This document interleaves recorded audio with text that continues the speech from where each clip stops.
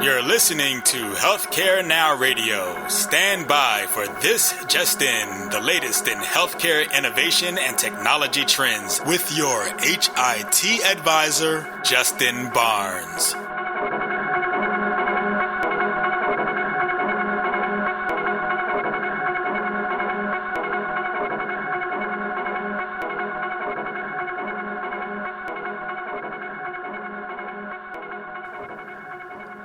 Thank you for tuning in and welcome to This Just In. I'm your host, Justin Barnes. In these half-hour segments, I'll bring you the latest advancements in healthcare, strategy, innovation, and public policy. As always, we're broadcasting from the This Just In studios on the Business Radio X network as well as the Healthcare Now radio network. And before we dive into my special guest today, I want to take a moment to let everyone know that we'll be broadcasting the This Just In radio show again live from the HIMSS annual conference. The HIMSS conference this year will be in Orlando, Florida, starting on February 20th. We already have another great slate of CEO, CIO, leading care providers, industry thought leaders, and certainly policymakers joining the show again. Some familiar faces, but also many new.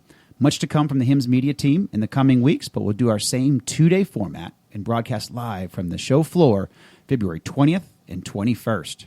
We're even having a special stage built to resemble the ESPN College game day look and feel, so hopefully everyone's registering for HIMSS 17 in Orlando, and you'll come down and check us out.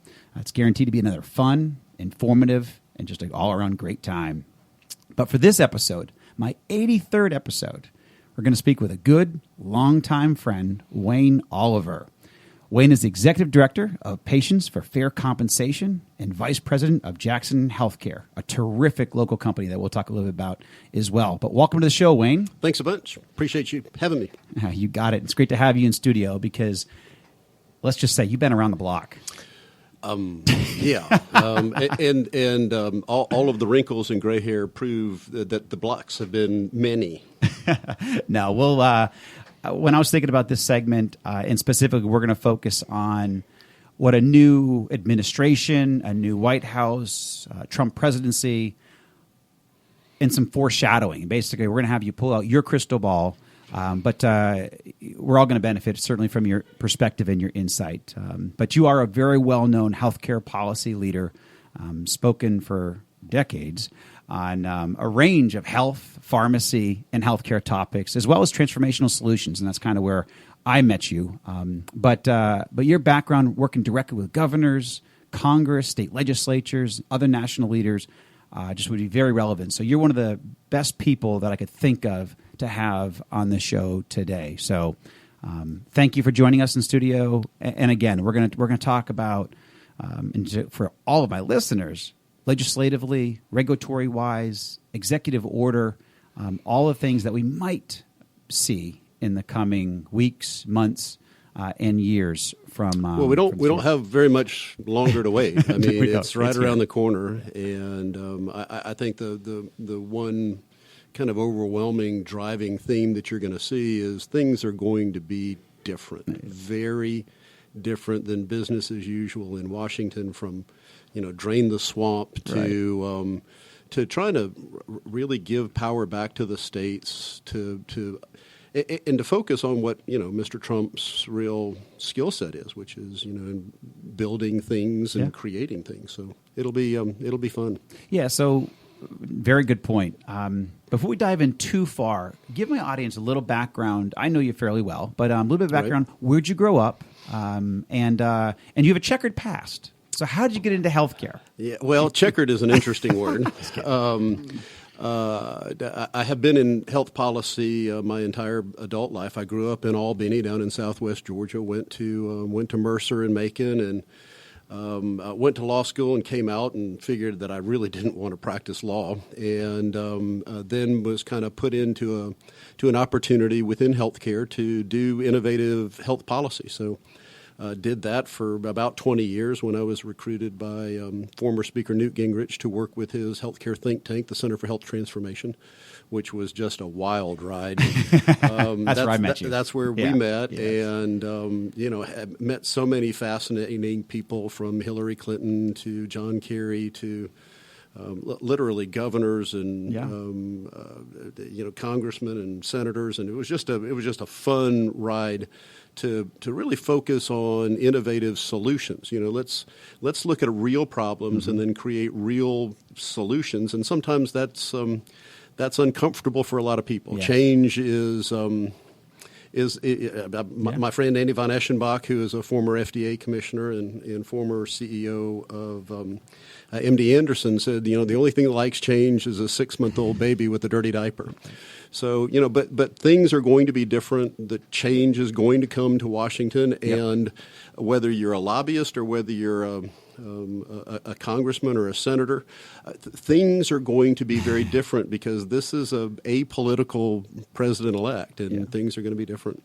Yeah, no, actually, very good point. And for all my listeners, I'm fiercely bipartisan. I don't try to get too involved or involved at all in partisan politics, but I think it goes back to what you just said, looking for real American problems and real problems that we have in our healthcare system, we as taxpayers, we as citizens, and then looking for real, practical, innovative solutions. And so that's what the show's all about. And so that's kind of, and you think like that, and that's why I wanted to have you on the show today. Well, again, Speaker Gingrich, I don't know that he created the term, but he talked about tripartisan. So, try and find those policies where the American people are. They're not necessarily Republicans. They're not necessarily Democrats. There's a bunch of folks who are fiercely independent. And, solutions are not necessarily partisan. So try and find those tripartisan type issues that solve real problems and that meet the needs of Americans. Yep. No, excellent point. So before we dive into the administration, some things that we can expect beyond change, tell us, because I met you you mentioned the Center for Health Transformation in that process.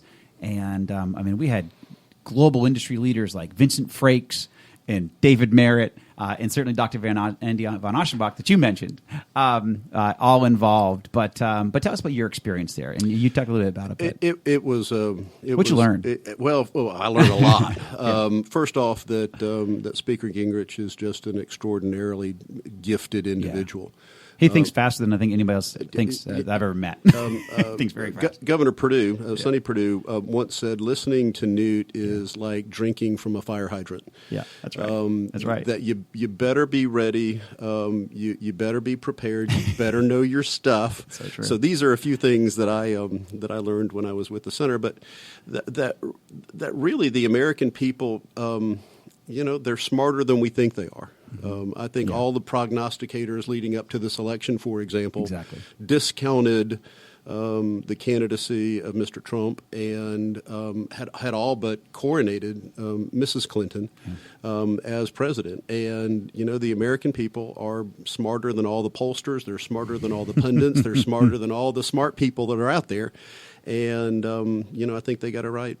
Yep. No, I agree. Smarter than a lot of us, even. Indeed. Because I don't think I foreshadowed it at all. So, yeah. All right. So now I see you reaching back into your back pocket right now. You're pulling out the crystal ball.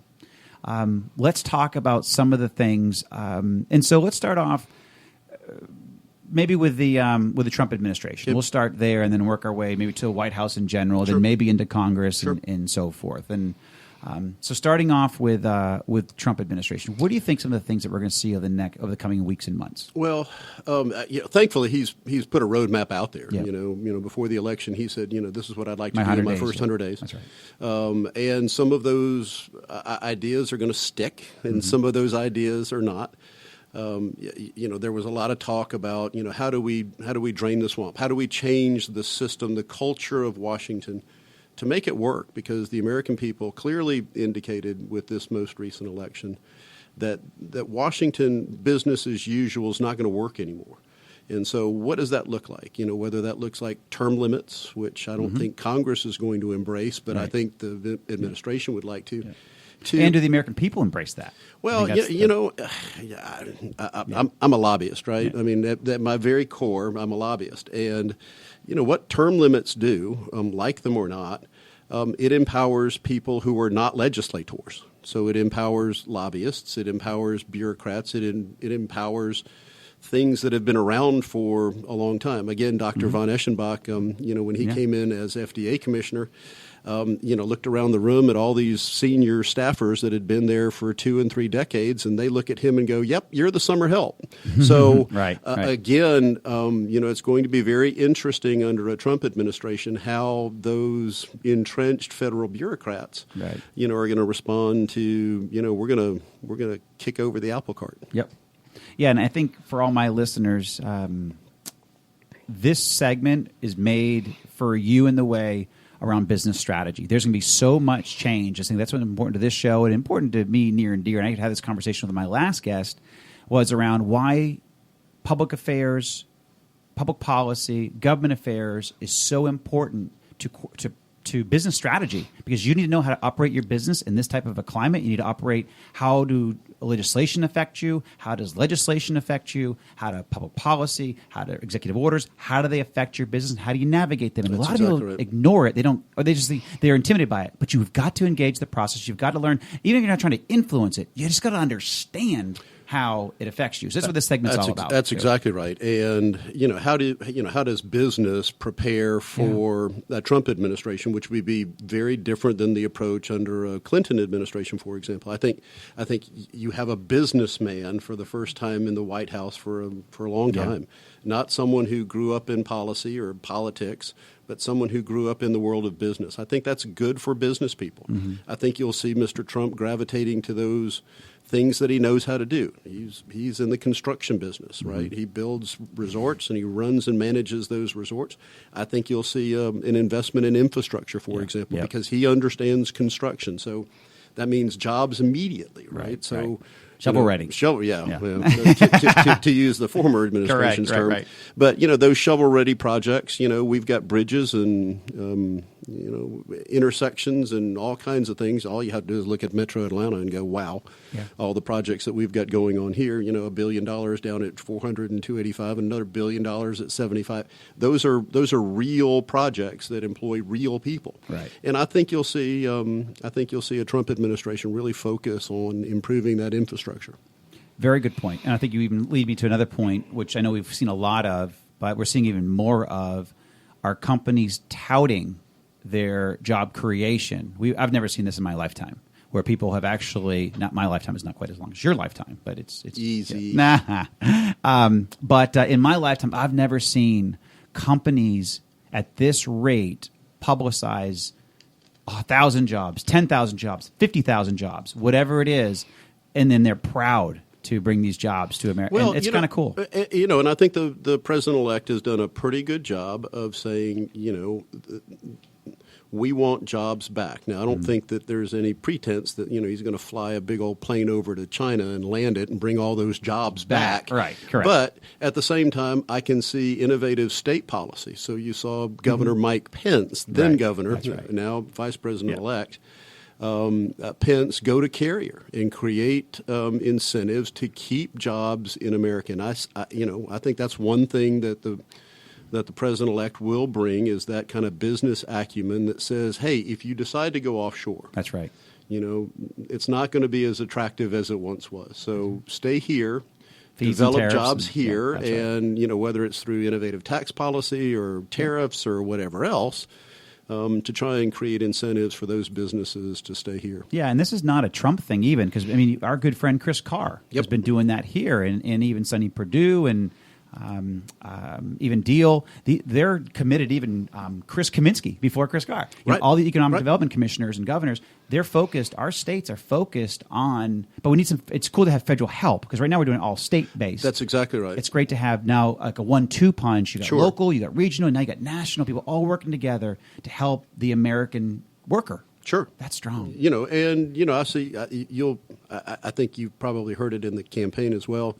Whether it's NAFTA or whether it's any other trade agreement, I think most of those will be re-scrutinized.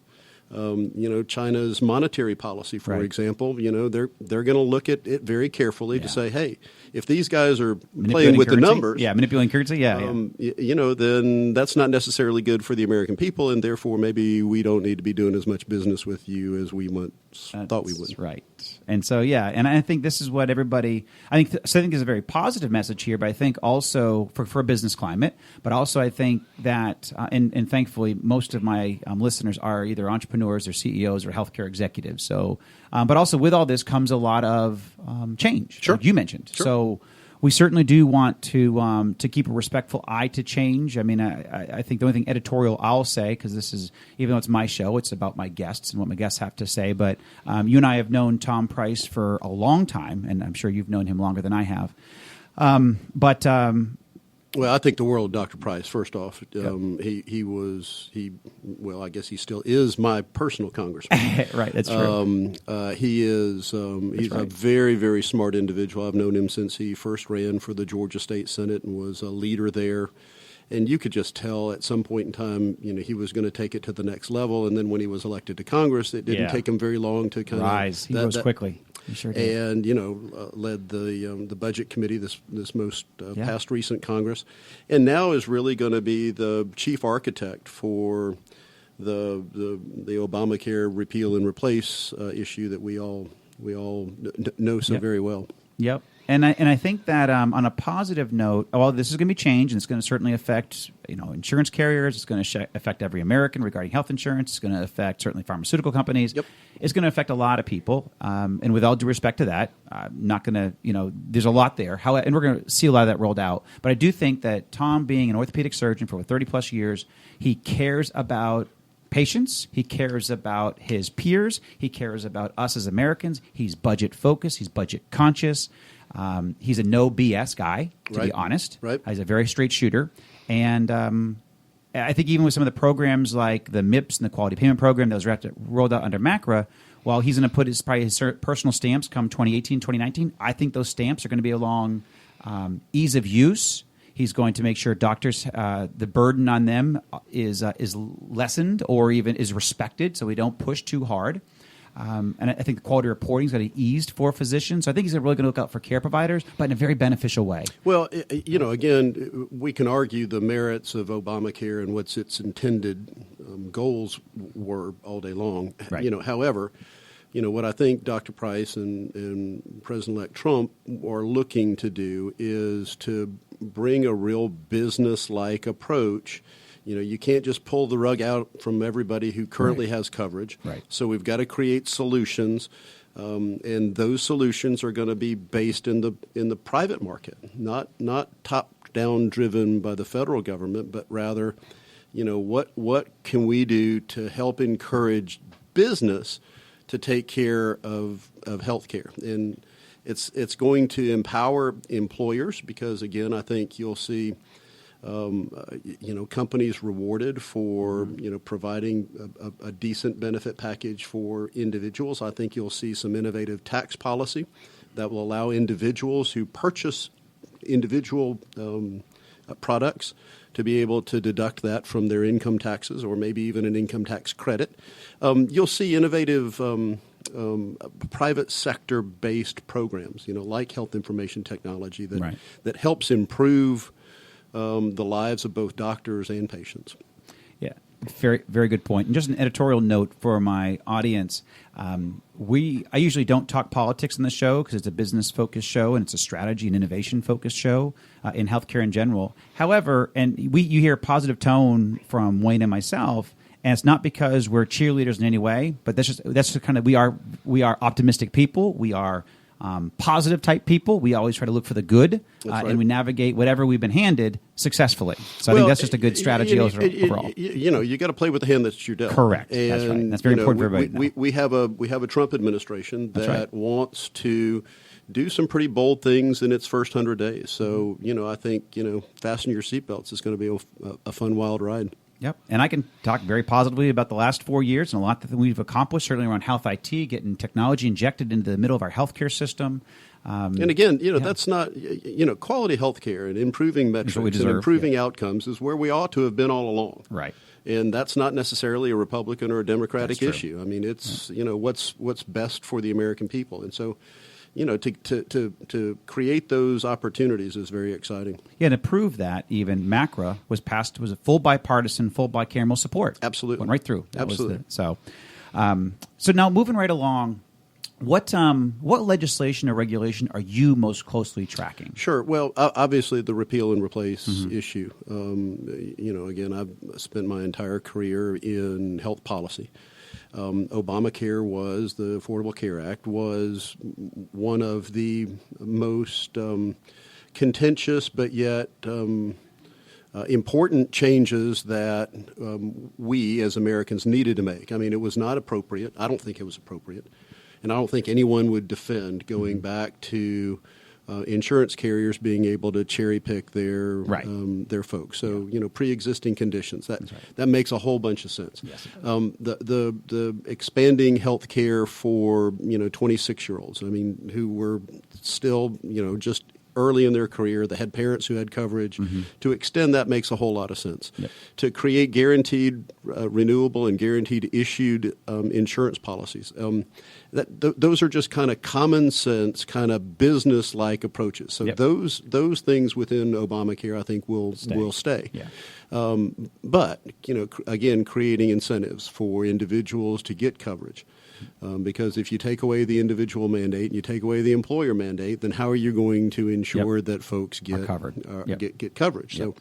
So, I think you'll see a wide range of things, from health savings accounts to flexible spending accounts to increased opportunities for folks to get coverage through their employer or in an individual market that is competitive. Whether that's cross state line selling, or all of those kind of things that that are private sector based. Yeah, it'll drive down costs, really stabilize the rate of growth. Absolutely. So that's what we're and I don't think you're going to see anything let up even on because we know there's things that we can do around what you just spoke about, but I think also directly affecting healthcare, quality of care.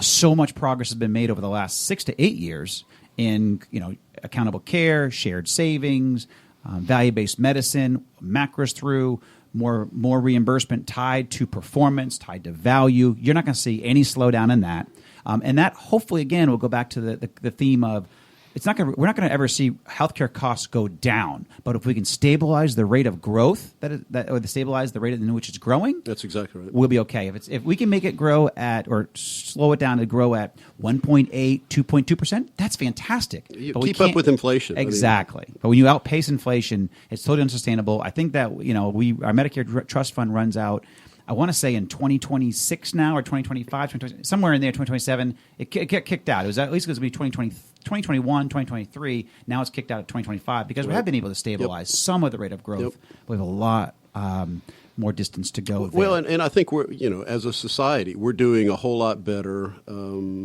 understanding the true cost of healthcare. And if you see things like health savings accounts where I've got skin in the game, where I've got to, that's right. If I can go to Wellstar and my CAT scan is going to be X, or I could go to Piedmont and it's going to be X minus Y. That's right. Why wouldn't I want to go to Piedmont? That's right. So I think you'll see that increased competition not only among providers but also within health plans.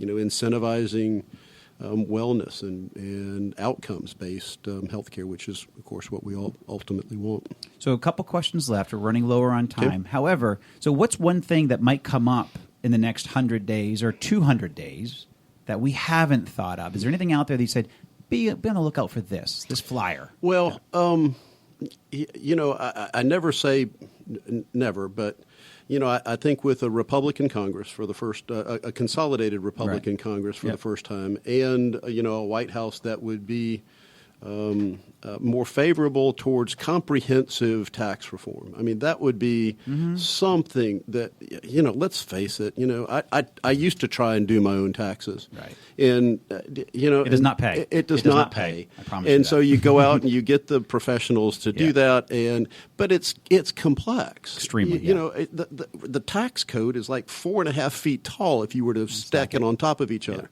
It's got to be simplified. It's got to be simplified for business. It's got to be simplified for individuals. And so I think you'll see some kind of, particularly the middle class will get some kind of, the Donald Trump voter from Iowa. Yeah. Right? Yeah. That guy. Which won the election for him. Whiz bang. Right. So I think you'll see him trying to, do something around comprehensive tax reform that maybe isn't totally on everyone's radar screen. Yeah, no, it's not on anybody's radar screen, and I agree with you. And that would make a lot of sense. I mean, it would be. It's almost Reagan-esque, right? Yeah, I mean, going back and taking care of the little guy. That's very true. Excellent. So, in closing, and you're a great guest. I want to have you back Would in love to 3 or 4 guns. This would be perfect. Let's follow back up on our crystal ball.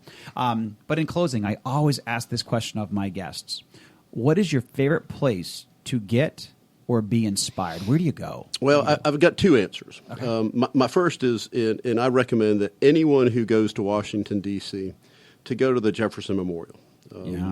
And just stand in there and reflect for a little while. Read. There's about 40 or 50 quotes that you could take out from 3 centuries ago and put into practicality right now, whether it is tyranny or whether it is, the people and their interaction with government or what their interaction should be, or whether it's war or whether it's terrorism. All of these things, came out of the mouth of Thomas Jefferson, and it is one of the most inspiring places. Wow. The other is give me a sunset or a sunrise on a beach, cold beer and amen. That's different kind of inspiration, but the Jefferson Memorial is really just a very unique and special place. Excellent. No, fantastic answer, my friend. Wayne, it's great to have you in the show today and have you in studios specifically. I appreciate you taking the time to join us, so thank you. Enjoyed it. And thank you, everyone, for listening, and thank you for joining us. Please tune in weekdays at 2:30 p.m. Eastern, 11:30 a.m. Pacific. As always, you can track me on Twitter at HIT Advisor and use the hashtag ThisJustIn so we can respond to your comments from the show. In addition, all my content will be posted at justinbarnes.com. Thanks, everyone. Have a terrific week, and hopefully we'll see you in Orlando in HIM 17.